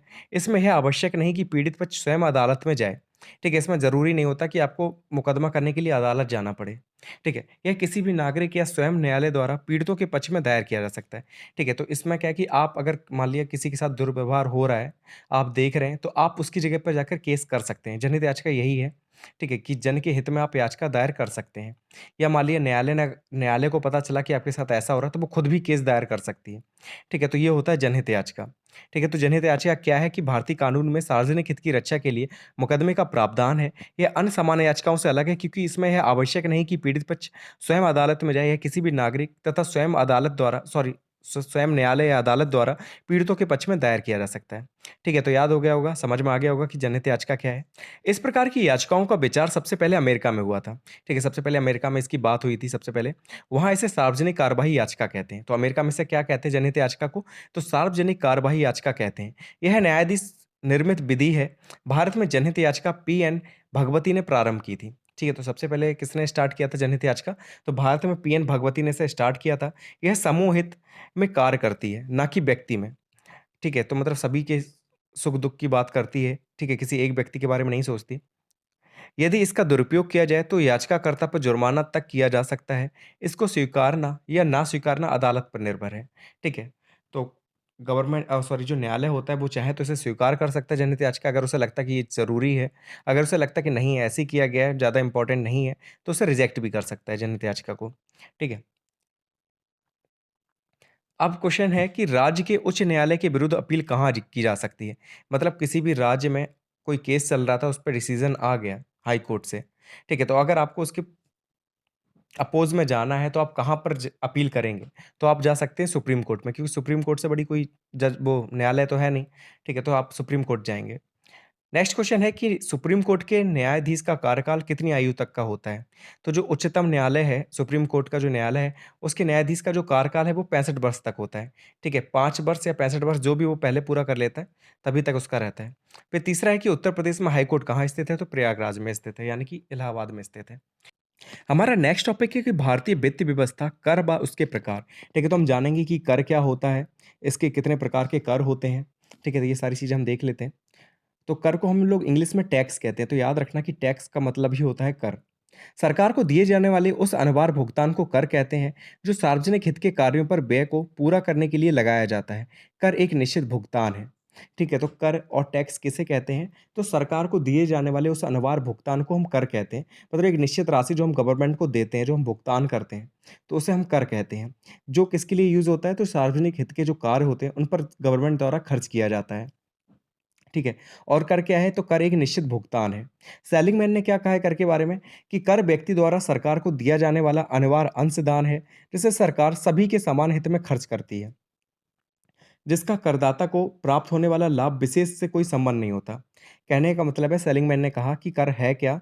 तो व्यक्ति जो होता है वो सरकार को एक अनिवार्य रूप से अंशदान करता है, मतलब कुछ हिस्सा देता है रुपए का, उसी को कर कहते हैं। और इसे खर्च किस में करती है सरकार? तो सभी के समान हित में करती है। ऐसा ज़रूरी नहीं है कि अगर मान लिया सचिन तेंदुलकर ने कर दिया कई सारे करोड़ का, ठीक है, मान लीजिए 50 करोड़ का कर दिया है, तो ऐसा ज़रूरी नहीं का कि उन्हीं के हित की बात करेगी गवर्नमेंट। ठीक है, वो सभी के हित की बात करेगी, ऐसा ज़रूरी नहीं कि जिसने कर दिया उसी के हित के बारे में सोचे। अब कर के तत्व या विशेषताएँ देख लेते हैं। तो पहला है कि कर एक अनिवार्य भुगतान है, ठीक है, जो देना ही देना पड़ता है। दूसरा कि कर से अर्जित आय का प्रयोग सार्वजनिक हित में होता है, ठीक है, जो कर गवर्नमेंट को प्राप्त होता है उसका यूज़ किसमें होता है? तो सार्वजनिक हित में होता है। तीसरा है कि करदाता को कोई प्रत्यक्ष लाभ नहीं होता, ठीक है, जो करदाता होते हैं उन्हें कोई प्रत्यक्ष लाभ नहीं होता, डायरेक्टली उन्हें कोई लाभ नहीं मिलेगा। इनडायरेक्टली उन्हें मिल जाएगा कि उनके लिए रोड वगैरह बना देगी गवर्नमेंट, पुल वगैरह बनवा देगी। अब कर होते कितने टाइप के हैं? तो टाइप ऑफ टैक्सेस देख लेते हैं, तो 2 टाइप के होते हैं। पहला होता है प्रत्यक्ष कर, जिसे हम लोग डायरेक्ट टैक्स कहते हैं, और दूसरा होता है अप्रत्यक्ष कर, जिसे हम लोग इनडायरेक्ट टैक्स कहते हैं। अब प्रत्यक्ष कर क्या होता है? वे कर जिनको वही व्यक्ति देता है जिन पर लगाए जाते हैं। इनका दबाव तथा भार अंतिम रूप से उसी व्यक्ति पर पड़ता है जिन पर सरकार द्वारा लगाया जाता है। करदाता इसका भार किसी और पर नहीं डाल सकते। ठीक है, तो डायरेक्ट टैक्स उसे कहते हैं जिस व्यक्ति पर ये टैक्स लगाया जाता है उसी को देना पड़ता है। ठीक है, कोई और व्यक्ति नहीं दे सकता उसकी जगह पर। ठीक है, और ऐसा भी नहीं कर सकता कि ट्रांसफ़र कर दे किसी और को कि नहीं तुम उनसे ले लो जाके, तो ऐसा भी नहीं होता। जिस व्यक्ति पर कर लगाया जाएगा उसी को पे करना होगा, तो ऐसे कर को हम क्या कहते हैं? प्रत्यक्ष कर कहते हैं, यानी कि डायरेक्ट टैक्स कहते हैं। क्लियर हो गया होगा आपको? अब प्रत्यक्ष कर के एग्ज़ाम्पल क्या है? तो इसमें आयकर, निगम कर, भू राजस्व, ये सारी चीज़ें इंक्लूड होती हैं। क्योंकि देखिए आयकर क्या है कि आपकी इनकम के ऊपर आप पे टैक्स लगाया जाता है, तो आप ही पे करेंगे, ठीक है? कोई और व्यक्ति तो पे नहीं करेगा, ठीक है? तो ये होते हैं डायरेक्ट टैक्स के एग्ज़ाम्पल, मतलब जिस व्यक्ति पर टैक्स लगाया जा रहा है उसी को पे करना पड़ता है। इसके गुण क्या है प्रत्यक्ष कर के, डायरेक्ट टैक्स के? तो पहला कि मितव्ययी है, जितनी आपकी इनकम है उसके हिसाब से लगाया जाता है, ऐसा नहीं कि बहुत ज़्यादा लगा दिया जाए। दूसरा कि निश्चित है, एक निश्चित राशि आपको पे करनी होती है। न्यायशील है, क्योंकि सभी पर लग रहा है, अगर जो ज़्यादा कमा रहा है तो उस पर लगाया जाएगा, ऐसा नहीं कि वो बच जाए। फिर है कि नागरिक जागृति, जो नागरिक होते हैं वो जागृत रहते हैं। फिर है लोचदार, फ्लेक्सिबल है, कम ज़्यादा होता रहता है, जैसी आपकी इनकम है उसके हिसाब से आपको पे करना है। उत्पादक है, फिर है कि आय व संपत्ति के समान वितरण में सहायक है। कहने का मतलब है कि जिनकी बहुत ज़्यादा इनकम है, तो उन पर ज़्यादा लगाया जाएगा, गरीब है उस पे कम लगाया जाएगा। तो ऐसे करके सबको बराबर समझा जाता है, ठीक है? तो आय और संपत्ति का समान वितरण हो जाता है। फिर दूसरा है कि प्रत्यक्ष करों के दोष। हमने क्वालिटीज़ देख ली, अब दोष देख लेते हैं कि क्या-क्या दोष हैं। पहला है कि असुविधाजनक है, ठीक है? कि बहुत मुश्किल होती है टैक्स कलेक्ट करने में। दूसरा कि कर की चोरी, कई लोग होते हैं जो कर की चोरी करते हैं, मतलब दिखाते ही नहीं कि उनकी इनकम है कितनी। जैसे अभी गौरी खान की जो लड़की है सॉरी शाहरुख खान की जो लड़की है, उसने ज़मीन खरीदी है काफ़ी और उसमें अपने आप को फार्मर दिखाया है, तो वो कर की चोरी है एक तरीके से, ठीक है? तो हम कह सकते हैं कि लोग जो होते हैं अपनी असली पहचान छुपा लेते हैं, तो कर की चोरी करते हैं। तीसरा कि सीमित क्षेत्र होता है कि सिर्फ़ अमीरों पर लग रहा है, गरीबों पर नहीं लग रहा है, ठीक है? तो एक सीमित क्षेत्र है। फिर है कि समाज का 2 वर्गों में विभाजित होना। अब इसमें क्या है कि 2 वर्गों में विभाजित हो जाता है समाज, ठीक है? अमीर और गरीब में। फिर है कि करदाता को मानसिक कलेश, जो करदाता होता है उसे मानसिक कलेश होता है, टेंशन रहती है कि यार कर देना पड़ेगा। वो अपने लिए कमाता है उसमें आधा कर दे देता है, ठीक है? फिर अफ़सरशाही, अफ़सर वो अपनी चला रहे होते हैं। तो ये है प्रत्यक्ष करों के दोष, ठीक है? 5-5 दोनों में से याद कर लेना कम से कम, ठीक है। अप्रत्यक्ष कर की हम बात कर लेते हैं। अप्रत्यक्ष कर को हम लोग परोक्ष कर भी कहते हैं और इनडायरेक्ट टैक्स भी कहते हैं। बेकर जिनका दबाव एक व्यक्ति पर तथा उसका भार दूसरे व्यक्ति पर पड़ता है। अन्य शब्दों में इसमें कर की ज़िम्मेदारी तो करदाता पर होती है लेकिन उसे पे कोई और करता है, ठीक है। तो ऐसे कर को हम क्या कहते हैं? अप्रत्यक्ष कर कहते हैं, इनडायरेक्ट टैक्स कहते हैं। मतलब कि आपके ऊपर टैक्स लगाया जा रहा है तो आपको पे नहीं करना, कोई और व्यक्ति पे करे। तो ऐसा जो टैक्स होता है वो इनडायरेक्ट टैक्स कहलाता है, अप्रत्यक्ष कर कहलाता है। एग्ज़ाम्पल देख लेते हैं। यदि सरकार चीनी उत्पादकों पर कर लगाती है, तो वे इस कर की राशि को थोक विक्रेताओं पर और जो थोक विक्रेता होते हैं, वो फुटकर विक्रेताओं पर और जो फुटकर विक्रेता होते हैं, वो अंतिम रूप से मूल्य बढ़ाकर उपभोक्ताओं पर टाल देते हैं। ठीक है? कहने का मतलब ये है कि मान लिया आप चीनी उत्पादक हैं, तो गवर्नमेंट ने टैक्स तो आपके ऊपर लगाया, लेकिन आपने क्या किया? आपने सामान को थोक विक्रेताओं पे दिया, तो आपने थोक विक्रेताओं को क्या किया? थोड़े से दाम बढ़ाकर दे दिए, तो उसमें अपना कर निकाल लिया। अब थोक विक्रेता जो होते हैं, वो रिटेल यानी कि जो फुटकर विक्रेता होते हैं, उन्हें सामान बेचते हैं, तो उस पे थोड़ा-सा बढ़ा देते हैं रेट, ठीक है? तो वो उससे कवर कर लेते हैं और जो फुटकर विक्रेता होते हैं, वो हम लोगों को चीज़ें बेचते हैं, ठीक है? तो वो हम लोगों पर बढ़ा देते हैं। तो ऐसे करके जो चीज़ें होती हैं, वो उनके दाम बढ़ते जाते हैं। ठीक है? तो पे तो कोई और कर रहा है ना, लगा तो किस पे था? चीनी उत्पादकों पे लगा था, लेकिन पे हम कर रहे हैं क्योंकि हम लास्ट में चीज़ें खरीद रहे हैं, हमें चीज़ें महँगी मिल रही हैं। अब इसके एग्ज़ाम्पल क्या है अप्रत्यक्ष कर के? तो इसमें सीमा शुल्क आ जाता है। मान लिया एक देश से दूसरे देश में आप चीज़ें बेचने जा रहे हैं, ठीक है? या मान लिया एक राज्य से दूसरे राज्य में जा रहे हैं, तो सीमा शुल्क आप पे करते हैं, ठीक है?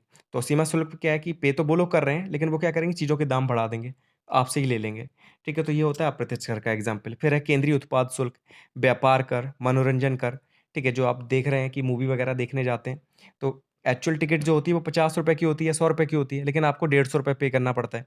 तो मनोरंजन कर यही होता है, ठीक है? फिर सेवा कर, ये सारी चीज़ें आ जाती हैं अप्रत्यक्ष कर में, ठीक है? एग्ज़ाम्पल याद कर लेना दोनों के।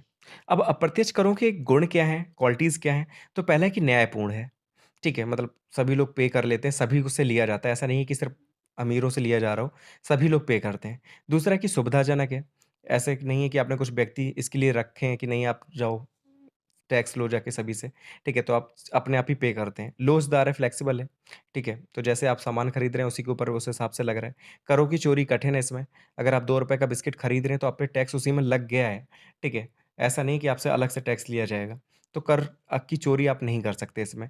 फिर है कि विस्तृत क्षेत्र है। विस्तृत क्षेत्र क्या है कि अमीर-गरीब सब कुछ इंक्लूड है इसमें, सभी लोग पे करते हैं, तो विस्तृत क्षेत्र हो जाता है। फिर है कि सामाजिक कल्याण होता है इसमें क्योंकि सभी समाज के बारे में सभी लोग इंक्लूड होते हैं। ठीक है, अब दोष देख लेते हैं अप्रत्यक्ष करों के इनडायरेक्ट टैक्स के। तो पहला है कि न्याय संगत का ना होना, ठीक है? कि सभी को पे करना पड़ रहा है, गरीब को भी पे करना पड़ रहा है, ठीक है? अमीर को भी उतना ही पे करना पड़ रहा है, तो न्याय संगत तो नहीं है। दूसरा कि अमितव्ययी है, ठीक है? तीसरा है कि आय की अनिश्चितता, क्योंकि आय का कुछ पता नहीं, किसी की तो बहुत ज़्यादा आय है, किसी की बहुत कम है, ठीक है? लेकिन पे दोनों ही कर रहे हैं। तीसरा है कि नागरिक चेतना का अभाव, कि नागरिक जो है वो इतने चेते हुए नहीं होते हैं, ठीक है? कि उन्हें पता हो कि वो कितना टैक्स दे रहे हैं किस चीज़ पे। फिर है कि मंदी काल में कम आय, जब मंदी काल होती है, रिसेशन की स्थिति होती है, तो लोगों की आय कम होती है, तो उन पे टैक्स तो उतना ही लग रहा है अभी भी, ठीक है? तो ये सारी चीज़ें हैं, ये अप्रत्यक्ष करों के दोष हैं। अब दोनों में अंतर क्या है कि प्रत्यक्ष कर का भार जो होता है वो दूसरों पर टाला नहीं जा सकता, जबकि इनडायरेक्ट टैक्स जो होता है, अप्रत्यक्ष कर होता है, उसका भुगतान जो होता है, वो दूसरे पर टाला जा सकता है, ट्रांसफ़र किया जा सकता है। दूसरा एग्ज़ाम्पल क्या है कि प्रत्यक्ष करों से होने वाली जो आय होती है, वो निश्चित होती है गवर्नमेंट की, कितनी आय होनी होनी है। लेकिन अप्रत्यक्ष करों से जो क आय होती है, वो निश्चित नहीं होती।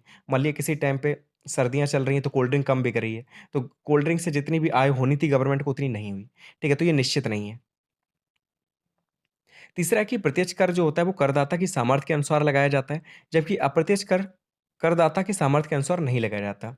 ठीक है? तो ये 3 एग्ज़ाम्पल हो गए, डायरेक्ट टैक्स और इनडायरेक्ट टैक्स के। याद कर लेना अच्छे से। ठीक है? आ सकता है 1 नंबर में। फिर चौथा डिफरेंस है कि प्रत्यक्ष कर करदाता से सीधे वसूला जाता है, जबकि अप्रत्यक्ष कर जो होता है वो उत्पादक से सीधा वसूला जाता है। ठीक है? जो उत्पादक होते हैं, जो प्रोडक्शन कर रहे हैं किसी चीज़ का, तो उनसे सीधा वसूल लिया जाता है। प्रत्यक्ष करों की चोरी संभव है, लेकिन अप्रत्यक्ष करों की चोरी नहीं की जा सकती। तो ये 5 जो है वो डिफरेंस हैं। प्रत्यक्ष कर और अप्रत्यक्ष कर में याद कर लेना, ये क्वेश्चन बन सकता है। ठीक है? अब इंपॉर्टेंट पॉइंट्स देख लेते हैं। केंद्रीय सरकार जो होती है वो कौन-कौन से कर लगाती है?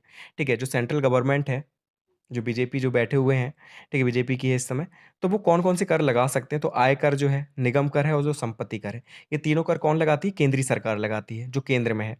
फिर अप्रत्यक्ष कर क्या है? इसके एग्ज़ाम्पल पूछे हैं अप्रत्यक्ष कर के, इनडायरेक्ट टैक्स के। तो इसमें मनोरंजन कर आता है, व्यापार कर आ जाता है, सीमा शुल्क हो जाता है, ठीक है, बिक्री कर है। ये सारे क्या है? अप्रत्यक्ष कर हैं। फिर तीसरा है कि आयकर को क्या कहा जाता है? तो आयकर को प्रगतिशील कर भी कहा जाता है, ये चीज़ याद रखना 1 नंबर में आ सकता है कि आयकर को किस नाम से जानते हैं? तो प्रगतिशील कर के नाम से जानते हैं। फिर है कि सेवा कर कौन से कर में आता है? तो सेवा कर जो होता है वो अप्रत्यक्ष कर है, यानी कि इनडायरेक्ट टैक्स है। ठीक है? फिर नेक्स्ट टॉपिक है पंचवर्षीय योजनाएँ, जिसमें हमें 11वीं और 12वीं पंचवर्षीय योजना के बारे में पढ़ रहे हैं और उसमें भी शिक्षा से संबंधित जो पॉइंट्स हैं उनके बारे में पढ़ना है। ठीक है? तो शुरुआत करते हैं 11वीं पंचवर्षीय योजना से, जो स्टार्ट कब हुई थी? तो 2007 में ये स्टार्ट हुई थी और 2012 तक ये चली थी। ठीक है? ये 11वीं पंचवर्षीय योजना है। यह 2007 से 2012 तक जारी रही, जो भारत की दूसरी अंतिम पंचवर्षीय योजना थी। मतलब इसके बाद सिर्फ एक और आई थी पंचवर्षीय योजना, ये सेकंड लास्ट थी।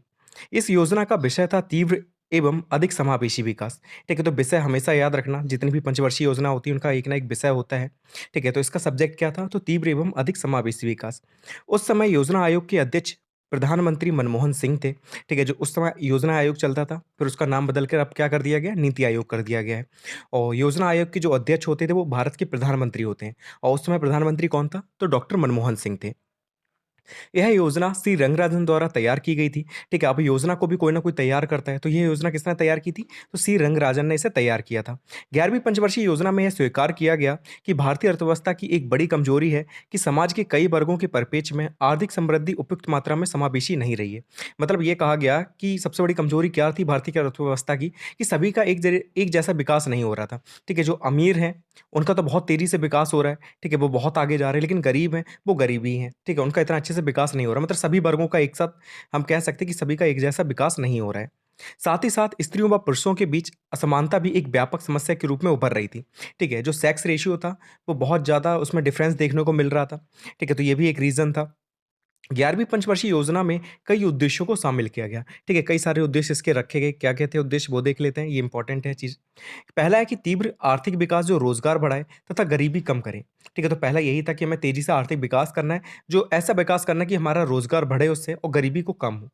दूसरा है कि समाज के निम्न वर्गों तक स्वास्थ्य एवं शिक्षा जैसी मूलभूत सेवाओं उपलब्ध कराना। ठीक है? जो समाज के जो निम्न वर्ग हैं, ठीक है? उनमें हमें क्या पहुँचाना है? तो स्वास्थ्य सेवाएँ और शिक्षा जैसी जो सेवाएँ हैं, ये उन्हें पहुँचानी है उन तक।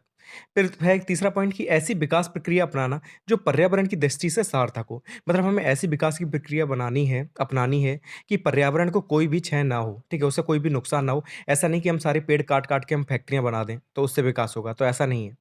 फिर है कि लैंगिक असमानता को दूर करना, जो डिफरेंस है सेक्स रेशियो में उसे दूर करना।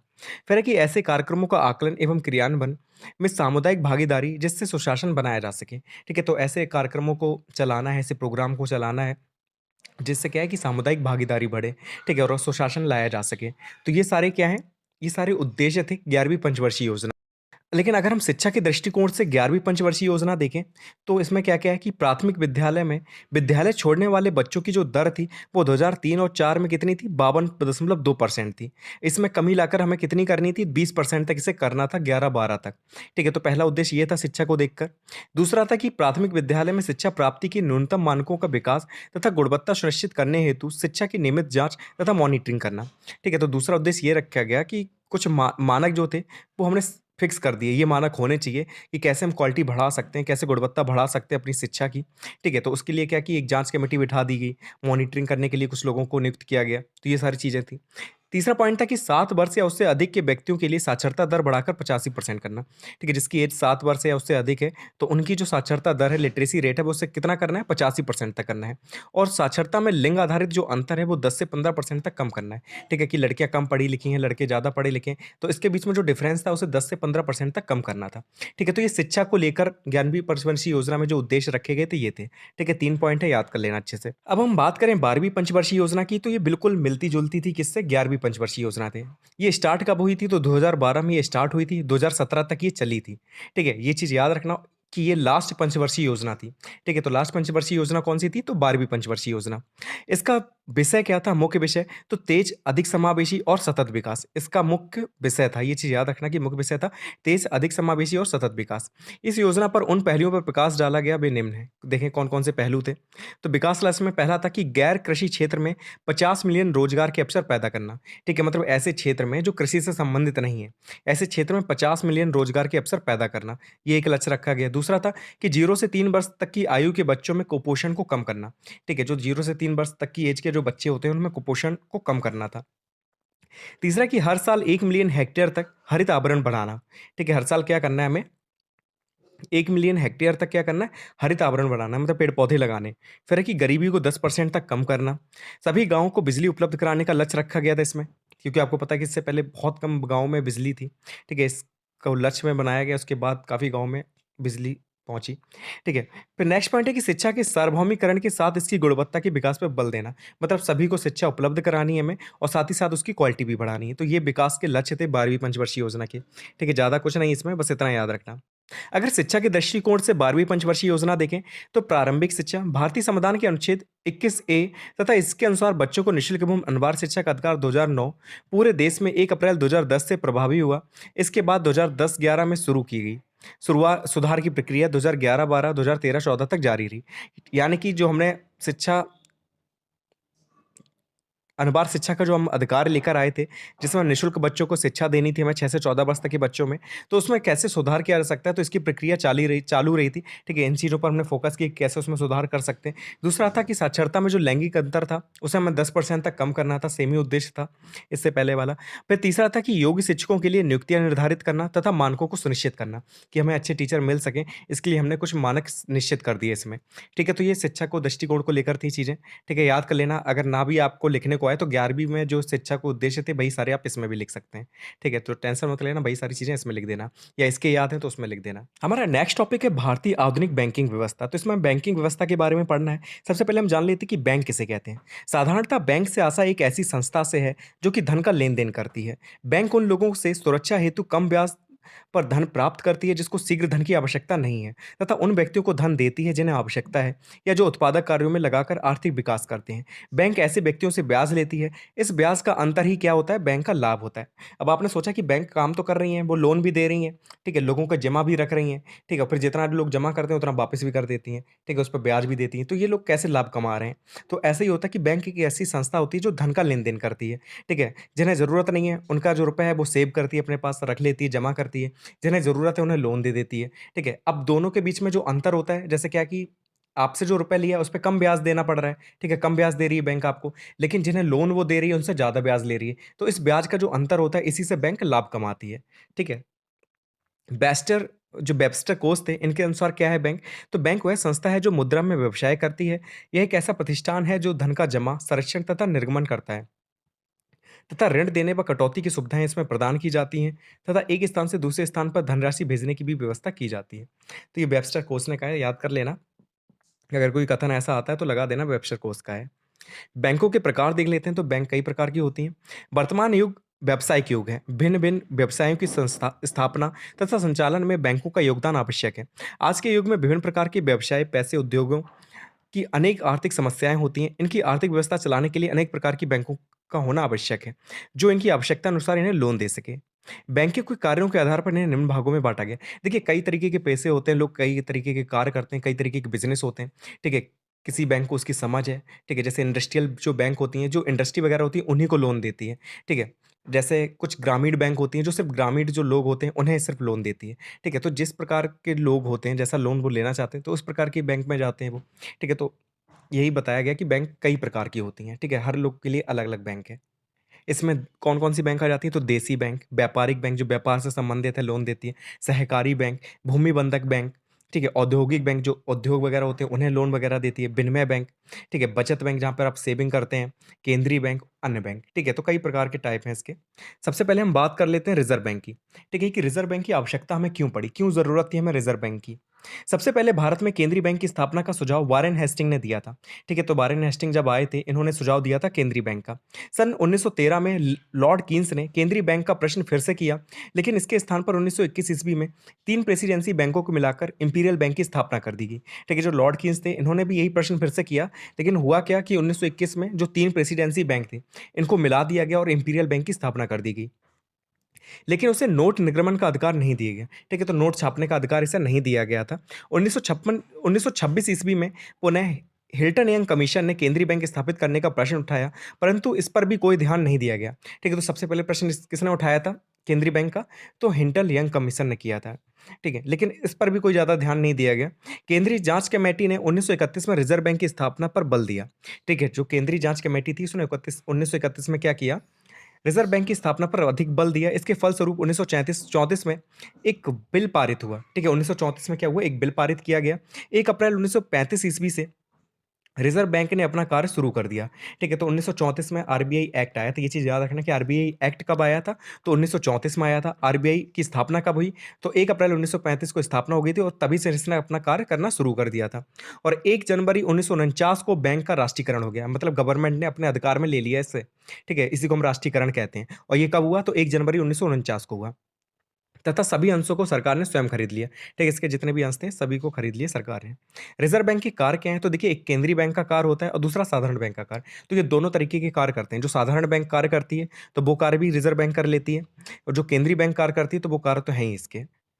देखिए, केंद्रीय बैंक के कार्य क्या होते हैं? तो पहला कि नोट निर्गमन का कार्य, ठीक है, कि नोट छापने अपने का कार्य होता है इसका। दूसरा कि सरकार का बैंक, अगर सरकार को ज़रूरत है रुपए की तो वो किसके पास जाएगा? आरबीआई के पास जाएगा। तो आरबीआई जो होती है वो सरकार की बैंक होती है। तीसरा कि कृषि वित्त भी व्यवस्था करती है कि कृषि कार्य में कितना वित्त देना चाहिए, कितना धन की ज़रूरत है। तो उसकी व्यवस्था का कार्य भी कौन देखता है? आरबीआई देखती है। फिर बैंकों का बैंक, मतलब किसी भी बैंक को अगर रुपए की ज़रूरत है तो वो आरबीआई के पास जा सकती है। ठीक है, तो ये बैंकों का बैंक होती है। फिर है कि मुद्रा व साख पर नियंत्रण करती है, कितना रुपया होना चाहिए इकोनॉमी में। तो ये सारी चीज़ कौन किस पर डिपेंड करती है? तो आरबीआई पे डिपेंड करती है। वो चाहे तो सीआरआर बढ़ा दे, एसएलआर बढ़ा दे। अगर आप इकोनॉमिक्स के हैं तो आपको ये चीज़ पता होगी। ठीक है, तो रेपो रेट होता है, रिजर्व रेपो रेट होता है। इन सारी चीज़ों को बढ़ाकर वो क्या कर सकती है? रुपए को अपने पास खींच सकती है इकोनॉमी से, या इकोनॉमी में ज़्यादा कर सकती है। फिर है कि आंकड़े एकत्रित करना, ठीक है, तथा प्रकाशित करना। तो ये भी कार्य रिज़र्व बैंक का है। विनिमय दर स्थिर करना कि कितने एक्सचेंज रेट होना चाहिए, ठीक है? तो ये सारी चीज़ें कौन निर्धारित करता है? तो केंद्रीय बैंक करती है। अब साधारण बैंक के रूप में क्या कार्य करती है रिज़र्व बैंक? तो ऋण देना, ठीक है? दूसरों को जो ऋण वगैरह दिया जाता है, लोन वगैरह देना, ठीक है? ऋण लेना, अगर दूसरे से जो लेते हैं। फिर है कि प्रतिभूतियों का क्रय विक्रय, जो मार्केट सिक्योरिटीज़ वगैरह होती हैं, उन्हें खरीदना बेचना, कृषि बिलों का क्रय विक्रय करना, जमा पर रुपए प्राप्त करना, अगर किसी ने जमा किया तो उस पर रुपए मिल रहा है, ठीक है? अन्य बैंकों को खाता खोलना, मतलब अन्य बैंकों में खाता खोलना, या किसी और देश में कोई ब्रांच है उसमें खाता खोलना है, तो ये साधारण बैंक के जो कार्य होते हैं ये भी आरबीआई करती है। ठीक है, तो दोनों के कार्य अच्छे से याद कर लेना, ज़्यादा कठिन नहीं है, आराम से सिंपल से हैं। आपको बस साधारण बैंक के याद रखने हैं कार्य कौन-कौन से वो कार्य करती है। अगर आप बैंक में आपका अकाउंट है, तो वो कौन-कौन से कार्य कर रही है बैंक, वही सारे कार्य आपको यहाँ पर लिखने हैं।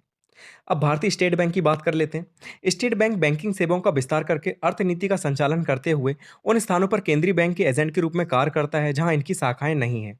ठीक है, तो भारतीय स्टेट बैंक क्या करता है? तो स्टेट बैंक बैंकिंग सेवाओं का विस्तार करता है, ठीक है, तथा अर्थनीति का संचालन करते हुए उन स्थानों पर केंद्रीय बैंक के एजेंट के रूप में कार्य करता है जहां पर इसकी शाखाएं नहीं। अब देखिए, आरबीआई हर जगह तो नहीं हो सकती आरबीआई, ठीक है, तो उसके एजेंट के रूप में भारतीय स्टेट बैंक की स्थापना की गई है। ठीक है, ये बड़ी बैंक है, काफी नाम है इसका। तो स्टेट बैंक का प्राचीन स्वरूप क्या था? तो स्टेट बैंक का पहले नाम था इंपीरियल बैंक ऑफ इंडिया। ठीक है, आपको पता है 3 बैंकें मिला दी गई थी, उसका नाम रखा गया था इंपीरियल बैंक ऑफ इंडिया। उसके बाद इसका नाम स्टेट बैंक ऑफ इंडिया रख दिया गया था। ठीक है, तो इसकी स्थापना कब हुई थी? तो सन 1920 में हुई थी। इससे पहले भारत में 3 प्रेसिडेंसी बैंक प्रमुख बैंकों के रूप में कार्य करते थे, जो कि कलकत्ता, मद्रास और बम्बई में थे। ठीक है, तो ये 3 प्रेसिडेंस बैंक थे, जो कहाँ पर थे? तो कलकत्ता में, मद्रास और बम्बई में थे। लेकिन बाद में क्या इन्हें मिलाकर किसकी स्थापना कर दी गई? तो इंपीरियल बैंक ऑफ इंडिया की स्थापना कर दी गई। परंतु इनका कार्य भारतीय अधिकोषण प्रणाली के अनुसार ठीक नहीं था। ठीक है, तो ये सही से कार्य नहीं कर रहे थे, जैसा कार्य होना चाहिए प्रणाली के अनुसार, वैसा नहीं था। इसलिए इन तीनों बैंक को मिलाकर इंपीरियल बैंक ऑफ इंडिया की स्थापना कर दी गई। अब इंपीरियल बैंक के कार्य क्या थे? तो देसी तथा विदेशी जमा प्राप्त करने का कार्य था, विदेशी विनिमय कार्य था, शाखाएँ खोलने का कार्य था, ऋणों का लेन-देन करने का कार्य था, विदेशी बिलों का क्रय-विक्रय, केंद्रीय बैंक के जो समस्त कार्य होते हैं, वो भी यही करता था। सिर्फ़ नोट निर्गमन का कार्य नहीं करता था, नोट छापने-वपने का कार्य इसका नहीं था। बाकी सारे कार्य इसके थे।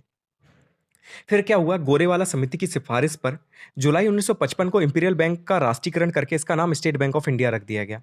ठीक है, तो 1955 में क्या हुआ, गोरेवाला समिति नाम याद रखना कि गोरेवाला समिति ने सिफारिश की और जुलाई 1955 में इंपीरियल बैंक ऑफ इंडिया का राष्ट्रीयकरण कर दिया गया और इसका नाम स्टेट बैंक ऑफ इंडिया रख दिया गया।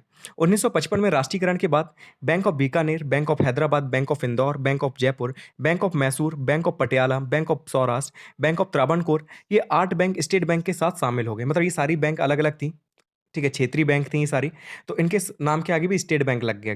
ठीक है, तो ये सारे स्टेट बैंक का जो ग्रुप है उसमें शामिल हो गए तथा इनके नाम के आगे स्टेट शब्द जोड़ दिया गया। बाद में कई बैंकों को मिला दिया गया तथा वर्तमान में भारतीय स्टेट बैंक के 7 सहायक बैंक हैं और इसका मुख्यालय कहाँ पर स्थित है, तो मुंबई में स्थित है। ठीक है, तो सारे बैंकों के नाम आपको याद नहीं करने, बस याद कर लेना कि 8 बैंक जो थे वो भी इसमें शामिल होकर उनके नाम के आगे स्टेट शब्द लगा दिया गया। ठीक है, और इसका मुख्यालय कहाँ पर स्थित है, तो मुंबई में स्थित है। इसकी स्थापना के उद्देश्य क्या थे? तो ग्रामों में बैंकिंग सेवा का विस्तार करना, जो छोटी-छोटी जगह है उन पे बैंकिंग सेवा का विस्तार करना, कृषि शाख का विस्तार करना कि क्रेडिट वगैरह मिलता रहे जो कृषि लोग करते हैं। फिर है कि लघु उद्योगों को वित्तीय सहायता देना, जो लघु उद्योग होते हैं, छोटे-मोटे उद्योग, उन्हें वित्तीय सहायता मिल सके इसके लिए इसका स्थापना की गई। फिर शक्तिशाली बैंक की एक स्थापना करनी थी आरबीआई के बाद जो शक्तिशाली रहे, ठीक है? तो इसलिए इसकी स्थापना की गई। फिर है कि धन के हस्तांतरण की सुविधा प्रदान करना, कि जो मनी है वो ट्रांसफर हो सके एक जगह से दूसरी जगह, तो उसके लिए इसकी स्थापना की गई। और रिज़र्व बैंक की जो शाख नियंत्रण नीति है उसमें सहयोग कर सके, इसलिए इसकी स्थापना की गई। ये उद्देश्य थे, ये क्यों स्टेट बैंक ऑफ इंडिया की स्थापना की गई। अब इसके कार्य क्या होते हैं, तो वही सारे कार्य जो और अन्य बैंकों के होते हैं, ठीक है? तो बैंकों का बैंकर है ये, ऋण देने का कार्य है इसका, रकमों की वसूली ये करता है, विनियोग करता है, ठीक है? संपत्ति की सुरक्षा करता है और मनी ट्रांसफर करता है, ठीक है? तो ये सारे किसके कार्य हैं? आरबीआई के कार्य हैं, सॉरी एसबीआई के कार्य हैं, स्टेट बैंक ऑफ इंडिया के कार्य हैं, ठीक है? थोड़ा मैंने जल्दी-जल्दी पढ़ाया है क्योंकि टाइम बहुत कम था, ठीक है? तो इसी के साथ होगी, अच्छे से पढ़ लेना, ईज़ी टॉपिक्स थे, ठीक है? एक बार आप अच्छे से पढ़ लेंगे तो कंप्लीट हो जाएगा, ठीक है? टेंशन लेने की ज़रूरत नहीं है। फिर मिलते हैं नेक्स्ट वीडियो में। Thank you so much for watching this video.